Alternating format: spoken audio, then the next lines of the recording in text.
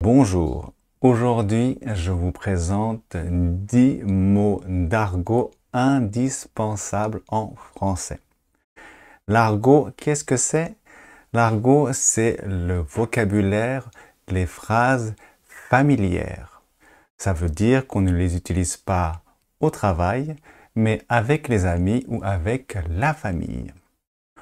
En fait, on utilise de plus en plus l'argot, c'est devenu très populaire et certains hommes politiques ou certains journalistes l'utilisent maintenant.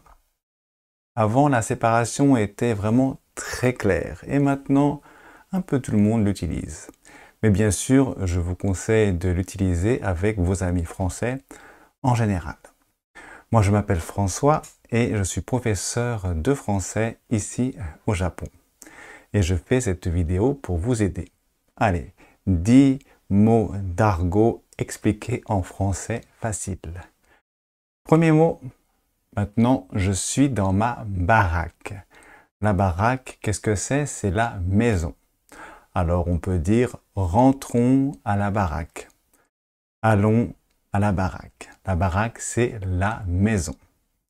Deuxième expression, pour l'argent. Il y a beaucoup d'expressions pour dire le mot argent en français. Je vous en donne 3 aujourd'hui. Blé, le blé. Pourquoi le blé? Parce que la couleur du blé est jaune or et ça a beaucoup de valeur.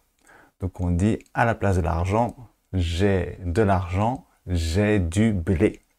Le blé, bien sûr, on l'utilise pour manger. Le vrai blé, on l'utilise pour faire du pain, des pâtes, etc. Mais le blé, donc, veut aussi dire argent. Troisième expression, le fric. Le fric, c'est l'argent.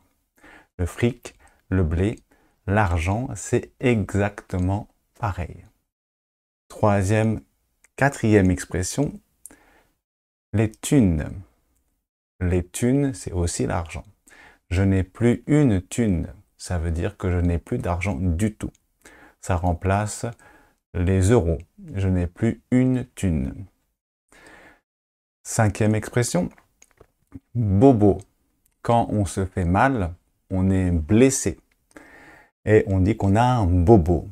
Cette expression est souvent utilisée pour les enfants, par les enfants. C'est un peu le vocabulaire pour les enfants, mais on l'utilise aussi en tant qu'adulte quand un enfant a mal. Tu as un bobo.